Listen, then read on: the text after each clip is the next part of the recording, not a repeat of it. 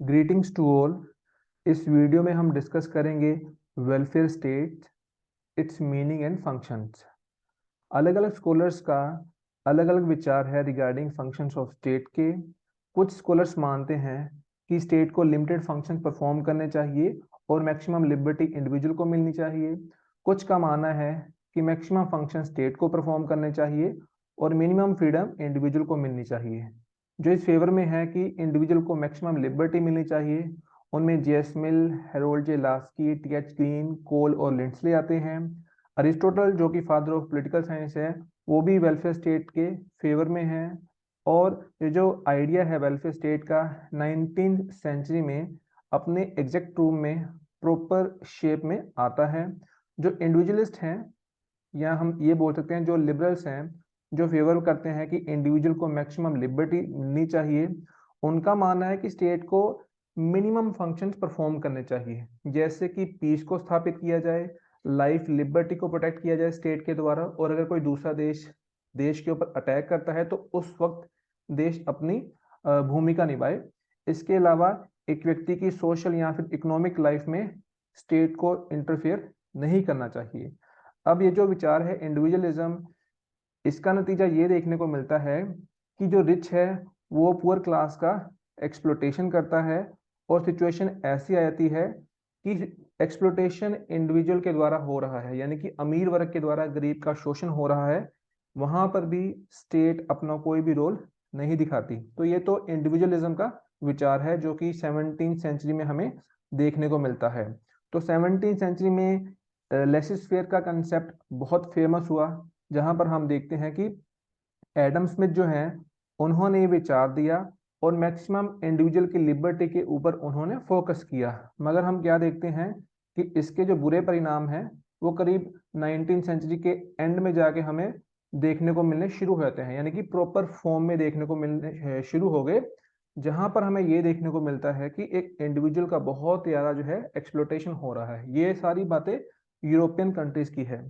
तो उस दौर में हम देखते हैं कि लिबरलिज्म का एक नया दौर जो है वो शुरू होता है, यानी कि लिबरलिज्म में बहुत सारी कमियां आ गई क्योंकि इंडिविजुअल को मैक्सिमम लिबर्टी दे दी गई और स्टेट जो है मिनिमल रोल जो है वो अपना प्ले कर रहा है। तो ऐसे में एक्सप्लोटेशन जो है मजदूर वर्ग का बड़े स्तर पे देखने को मिलता है।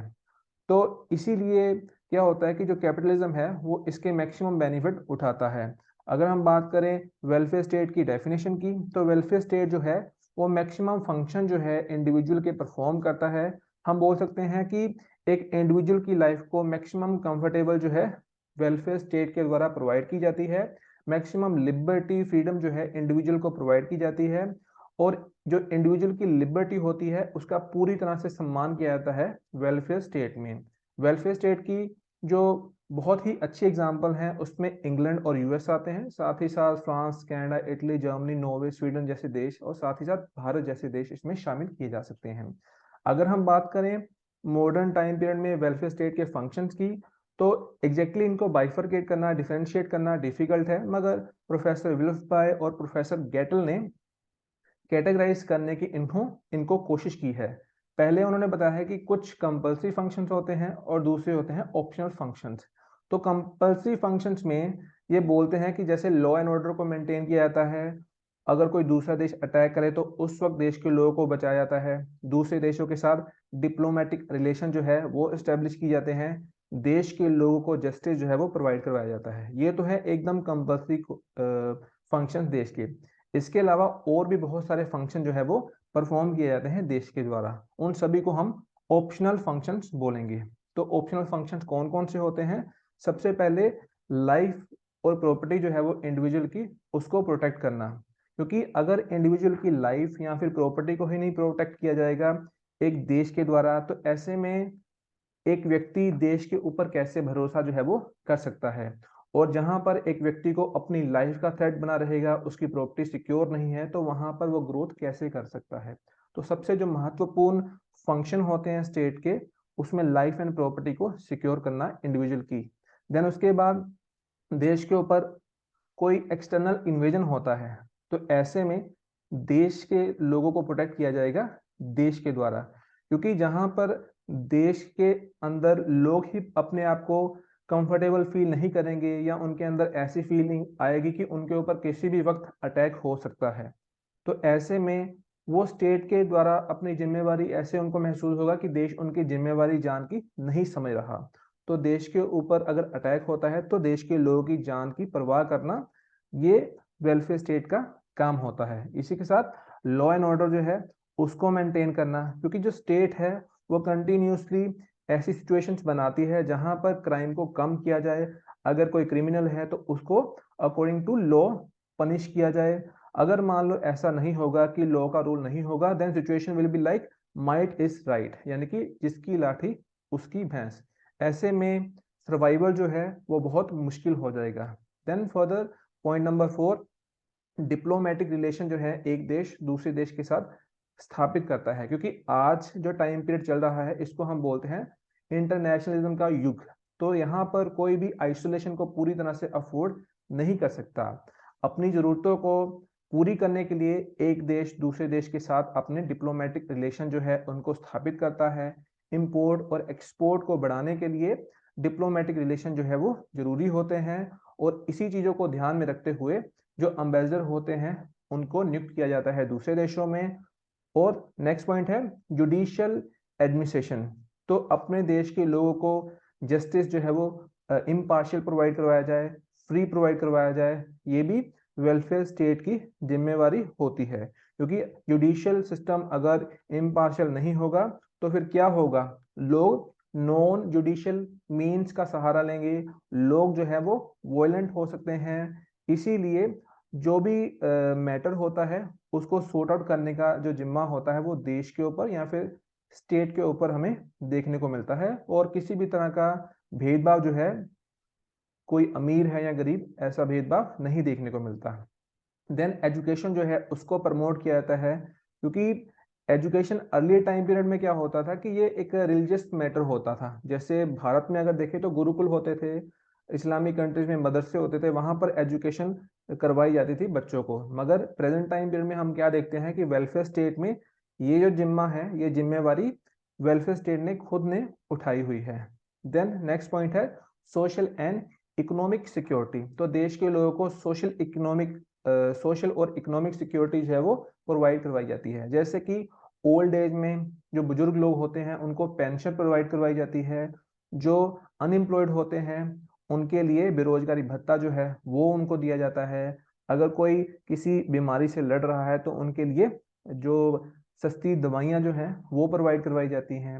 और अगर कोई मान लो वर्कर है तो उनकी भी सहायता जो है सरकार के द्वारा की जाती है, इकोनॉमिक सिक्योरिटी जो है वो उनको दी जाती है। देन जो पावर्टी होती है उसको खत्म करना, क्योंकि जो पावर्टी होती है वो किसी भी देश के लिए एक अभिशाप का काम करती है। तो सरकार जो है वो अलग अलग तरीके से पावर्टी को खत्म करने के लिए काम करती है। जैसे हमारे देश में बिलो पावर्टी लाइन जो लोग होते हैं उनके लिए बीपीएल कार्ड जो है वो बनते हैं, तो उनको उस बेस पे अलग अलग तरह की फैसिलिटी जो है वो मिलती हैं। During Covid time period India में 80 करोड़ लोगों को फूड जो है फ्री प्रोवाइड करवाया गया था। साथ ही साथ हम देखते हैं कि मनरेगा जैसी स्कीम, जो विलेजेस एरिया होते हैं और उसके सराउंडिंग एरिया, वहां पर जो लेबर होते हैं उनको मिनिमम फिक्स डेज जो है काम प्रोवाइड करवाया जाता है। और इसके अलावा और भी बहुत सारे जो टास्क हैं वेलफेयर स्टेट के द्वारा परफॉर्म किए जाते हैं in order to eradicate poverty. Next point है इम्प्रूवमेंट ऑफ हेल्थ। तो देश की जो हेल्थ होती है, लोगों की जो सेहत है, उसको सुधारने की कोशिश निरंतर सरकार करती है, क्योंकि ऐसा माना जाता है कि एक अच्छी लाइफ जो है जरूरी होती है एक अच्छे जीवन के लिए, एक तरीके से प्री कंडीशन होती है। तो इस चीज को पूरा करने के लिए, फुलफिल करने के लिए देश क्या करता है कि समय समय पर डॉक्टर जो है उनकी रिक्रूटमेंट करते हैं, हॉस्पिटल जो होते हैं उनको खुलवाते रहते हैं। हर एक जो भी बहुत ही मतलब ऐसे एरिया जहाँ पर बहुत ही कम बेनिफिट्स होते हैं या बहुत ही दूर दराज एरिया जो होंगे वहाँ पर भी हॉस्पिटल खुलवाए जाते हैं। इसके साथ साथ जो ड्रिंकिंग वाटर होता है उसको भी अच्छे ड्रिंकिंग वाटर को सभी लोगों तक पहुंचाया जाता है। ये ऐसी व्यवस्था जो है देश की सरकारों के द्वारा की जाती है, वेलफेयर स्टेट के द्वारा। नेक्स्ट पॉइंट है मोरल एंड सोशल रिफॉर्म। तो समय के साथ साथ जो वेलफेयर स्टेट होती है मोरल रिफॉर्म, सोशल रिफॉर्म करती रहती है, क्योंकि सोसाइटी में हमने देखा है कि इन अर्लियर टाइम पीरियड बहुत सारी सोशल इविल होती थी, तो उनको दूर करना अब देश की सरकारों की जिम्मेवारी होती है। हमने अर्लियर टाइम पीरियड में देखा जैसे स्लेवरी सिस्टम होता था, तो आज के टाइम में वो बहुत खत्म हो चुका है। देन पहले टाइम पीरियड में क्या होता था, यूरोपियन कंट्री में एक लेडी को जैसे विच डिक्लेयर कर दिया और उसको लोग मार देते थे, मगर समय के साथ साथ इसको भी खत्म किया गया। ट्रिपल तलाक हो गया, उसको भी खत्म किया गया। फिर ह्यूमन सेक्रीफाइस के केसेस जो है कुछ इंडिया में देखने को मिलते थे, एनिमल सेक्रीफाइस जो थे वो देखने को मिलते थे, ब्लैक एंड व्हाइट का डिस्क्रिमिनेशन, कास्टिज्म का डिस्क्रिमिनेशन।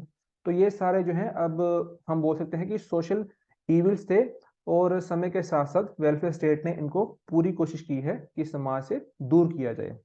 देन रिक्रिएशन फैसिलिटीज जो हैं वो भी सरकारों के द्वारा प्रोवाइड करवाई जाती है। रिक्रिएशन का मतलब होता है कि जब कोई व्यक्ति फ्री होता है, जिसके पास टाइम होता है, तो उस वक्त सरकार कुछ ऐसे अरेंजमेंट करती है कि वो घूम सकता है, अपना फ्री टाइम जो है वो अच्छे से बिता सकता है। जैसे कि सिनेमा हाउसेज जो हैं वो खोले जाते हैं, थिएटर्स हो गए, प्ले ग्राउंड हो गई, पार्क्स हो गई, ग्राउंड हो गई।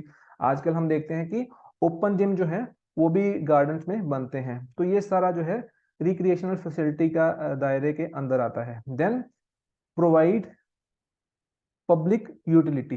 तो यूटिलिटी जो होती है, एक तरीके से हम बोल सकते हैं कि ऐसी फैसिलिटी जो सभी लोगों के लिए होती हैं। जैसे कि हम बोल सकते हैं कि रेलगाड़ी हो गई, post office, television, production, supply of electricity, radio, ये सारी फैसिलिटी जो होती हैं, इन सभी को हम बोलते हैं पब्लिक यूटिलिटी। क्योंकि ये सारी फैसिलिटी इंडिविजुअल अपने लिए खुद तैयार जो है नहीं कर सकता, या फिर खुद इनका अरेंजमेंट नहीं कर सकता, तो वेलफेयर स्टेट इन सभी चीजों की खुद जिम्मेवारी उठाती है। नेक्स्ट पॉइंट है डेवलपमेंट ऑफ एग्रीकल्चर। तो डेवलपमेंट एग्रीकल्चर जो है उसमें हम देखते हैं कि ये सेक्टर तो प्राइवेट के ही अंडर आता है, मगर सरकार इन चीजों को अच्छे से जानती है कि इसकी जो जरूरत है वो देश के लिए निरंतर बनी रहती है, क्योंकि सरकारें इस चीज को भी समझती हैं कि इसकी शॉर्टेज अगर हो गई तो देश को बहुत बड़ा नुकसान जो है वो हो सकता है। हमने देखा है कि PL480 स्कीम के अंडर भारत को अमेरिका से फूड जो है वो मिलता था 1960s में। तो वहां पर जब अमेरिका ने हमें डराने की कोशिश की, जब हमारा पाकिस्तान के साथ वॉर हुआ, तो उस वक्त हमने इस चीज को एहसास किया इस चीज का।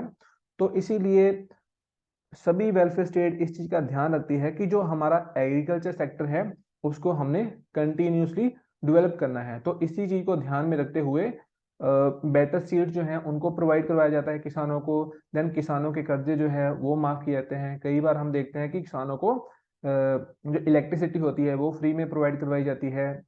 लो रेट पे हम देखते हैं कि लोन जो है लो इंटरेस्ट पे किसानों को प्रोवाइड करवाया जाता है। तो बहुत तरह की फैसिलिटी जो है वो किसानों को दी जाती है in order to develop agriculture sector.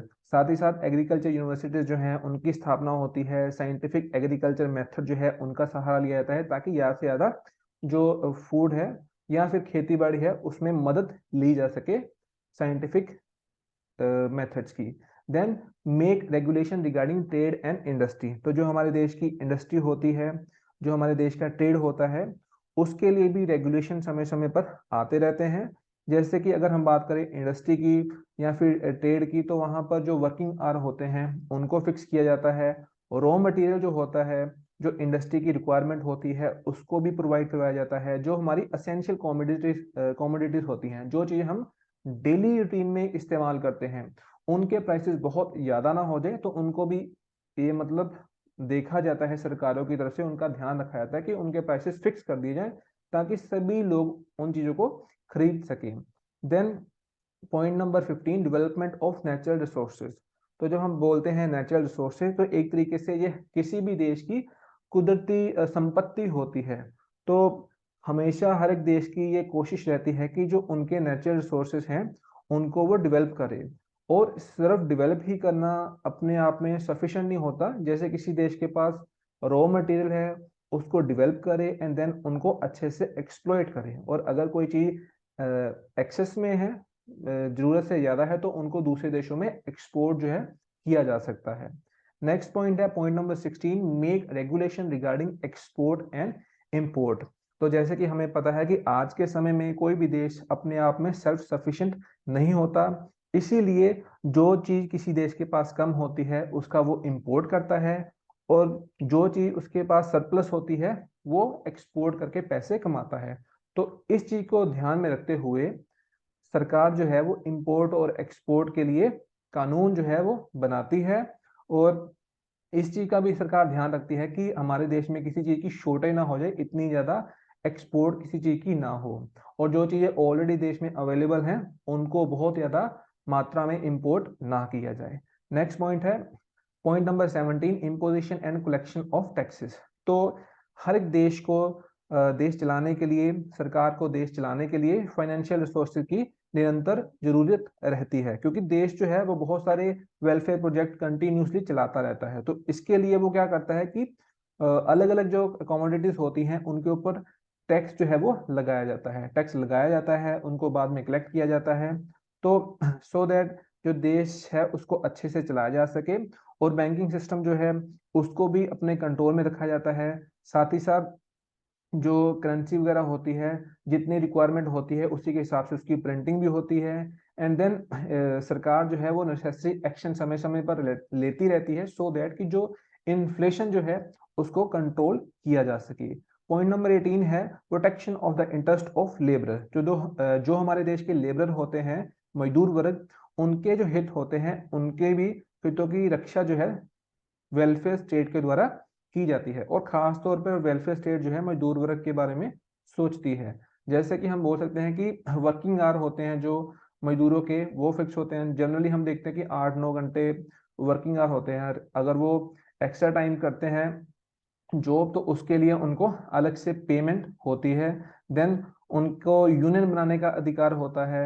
Weekend पे हॉलीडे होती है, गस्टेड अगर हॉलीडे हॉलीडे है तो वो भी उनको मिलती है। देन लेबर लॉ जो है वो भी उनके फेवर में बात करते हैं। देन लाइफ इंश्योरेंस का सहारा जो है वो भी सरकारों की तरफ से उनको दिया जाता है। तो तरह तरह से वेलफेयर स्टेट मजदूरों का पक्ष लेती है। 19 पॉइंट है प्रोटेक्शन ऑफ इन्वायरमेंट। तो वेलफेयर स्टेट इस चीज का अच्छे से ध्यान रखती है कि एक व्यक्ति का जो चौतरफा विकास है वो अच्छे वातावरण में ही संभव है, क्योंकि हमें पता है कि समय के साथ साथ जो वातावरण है वो बहुत जहरीला हो रहा है। जो पॉइजनस गैसेस हैं वो कंटिन्यूसली इंक्रीज हो रही हैं, और उसका कारण है कि खेतों में पेस्टिसाइड का इस्तेमाल होता है, और उसके साथ जो वेजिटेबल हैं, फूड ग्रेन जो हैं, वो भी ऐसी कंडीशन में आ चुके हैं कि ह्यूमन कंजम्पशन के बाहर जा रहे हैं। तो ऐसे में इन सभी चीजों का ध्यान जो है वेलफेयर स्टेट के द्वारा रखा जाता है। नेक्स्ट पॉइंट है प्रोविजन ऑफ पॉलिटिकल इक्वलिटी। तो जब हम बात करते हैं पॉलिटिकल इक्वलिटी की, तो इसका मतलब ये है कि जो देश की सरकार होती है या फिर जो देश होता है वो इस चीज का ध्यान रखता है कि वेलफेयर स्टेट के दायरे में, जैसे कि सभी को इक्वली पॉलिटिकल राइट्स मिलने चाहिए। अब इक्वली पॉलिटिकल राइट्स का मतलब होता है कि सभी को वोट डालने का अधिकार मिलना चाहिए, सभी की वोट की वैल्यू एक जैसी होनी चाहिए, सभी चुनाव लड़ सकते हैं, कोई भी किसी भी सरकारी पद पर नौकरी जो है वो कर सकता है, गवर्नमेंट को क्रिटिसाइज किया जा सकता है, कोई पिटीशन लगा सकता है, आरटीआई का सहारा जो है कोई भी ले सकता है। तो ये सारी एग्जाम्पल हैं जिससे ये साबित होता है कि पॉलिटिकल इक्वलिटी देश के सभी नागरिकों को प्रोवाइड करवाई गई है। जैसे कि India, US, Canada, France, great Britain जो है इसकी फाइनेस्ट एग्जाम्पल हैं। तो फाइनली हम कंक्लूड करते हुए ये बोल सकते हैं कि जो अभी तक हमने सारे पॉइंट्स किए हैं ये अपने आप में संपूर्ण ब्यौरा नहीं है वेलफेयर स्टेट के फंक्शंस का। एक तरीके से हम ये बोल सकते हैं कि जब एक छोटे से बच्चे का जन्म होता है और जब वो मरता है, कंटिन्यूसली हम देखते हैं कि वेलफेयर स्टेट जो है उसके साथ जुड़ी रहती है। मतलब हमें हमेशा स्टेट की या फिर देश की जरूरत पड़ती रहती है। तो कहने का मतलब एक व्यक्ति के इकोनॉमिक लाइफ को ही नहीं प्रभावित करता या फिर एक इकोनॉमिक लाइफ से नहीं जुड़ा होता। एक व्यक्ति की जो सोशल लाइफ होती है, इंटेलेक्चुअल लाइफ होती है, या एक तरीके से एक व्यक्ति का हर एक लाइफ का जो पहलू होता है उससे जो है वेलफेयर स्टेट जुड़ी होती है, सो दैट कि एक हाईएस्ट वैल्यू जो है लाइफ की एक इंडिविजुअल अचीव कर सके।